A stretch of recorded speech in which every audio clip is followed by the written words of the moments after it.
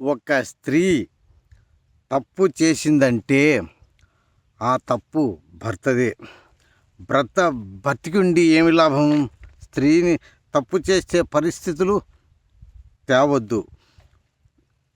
ఒక స్త్రీకి భర్త ఎల్లకాలము ఫుల్ సపోర్టుగా ఉంటే ఆ స్త్రీ తప్పు చేయదు. భర్త భార్యను హింసించినప్పుడు లేక చాకలేని పరిస్థితిలో సంసారం కోసము తప్పులు చేస్తుంది. సంసారం కోసము చాకలేని పరిస్థితిలో తప్పులు చేస్తుంది. కానీ భర్త తప్పు చేస్తే ఏ భార్య ఊరుకోదు, ఏ భార్య సహించదు. ఎందుకనగా నా భర్త నా సొంతము, వేరే వారికి కాకూడదు అని అంటుంది. ఇది జగమెరిగిన సత్యము.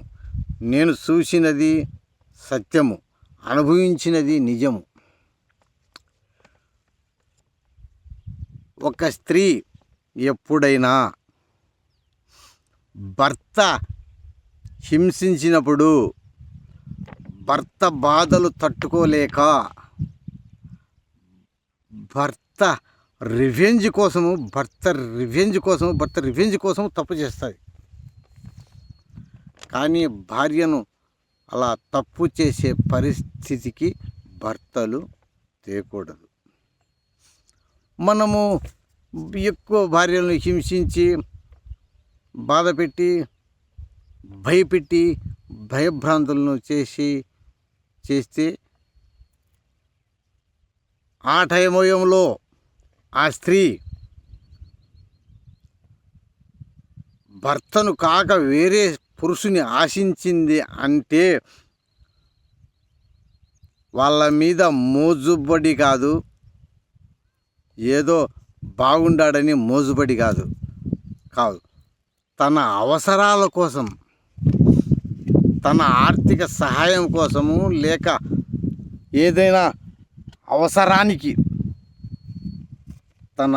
తన అవసరానికి, తనకు ఎన్నో ఇబ్బందులు ఉంటాయి, అవసరాల కోసం ఒక డబ్బు కావచ్చు, లేదా ఇంకా ఏదైనా సహాయం కావచ్చు, సపోర్టు కావచ్చు. అలాంటి పరిస్థితుల్లో భర్త అనేవాడు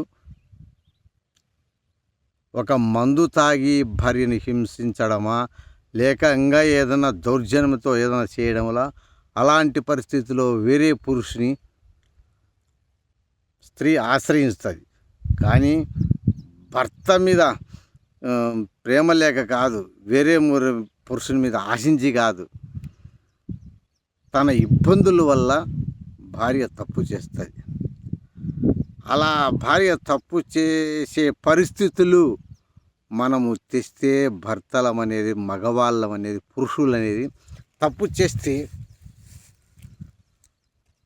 మనము మ్యారేజ్ చేసుకొని పెళ్లి చేసుకొని భార్యలను తప్పు చేసే పరిస్థితి తెచ్చి మగవాడు బ్రతికుండి ఏమి లాభం అయ్యా? ఎందుకయ్యా మగవాడు మగ జన్మ ఎత్తేది ఎందుకయ్యా?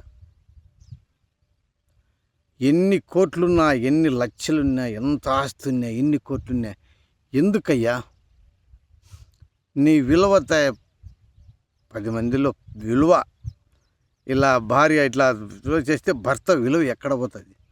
భర్త చల్లడు, ఎక్కడ సమాజంలో చల్లడు, ఎక్కువ తిరగలేడు. అది తెలుసుకోండి. మగ పురుషులు అంటే అందరూ అలా ఉంటారని కాదు, కొంతమంది మాత్రమే ఉంటారు. ఏమి లాభముగా అలా చేయవద్దు భర్తలు.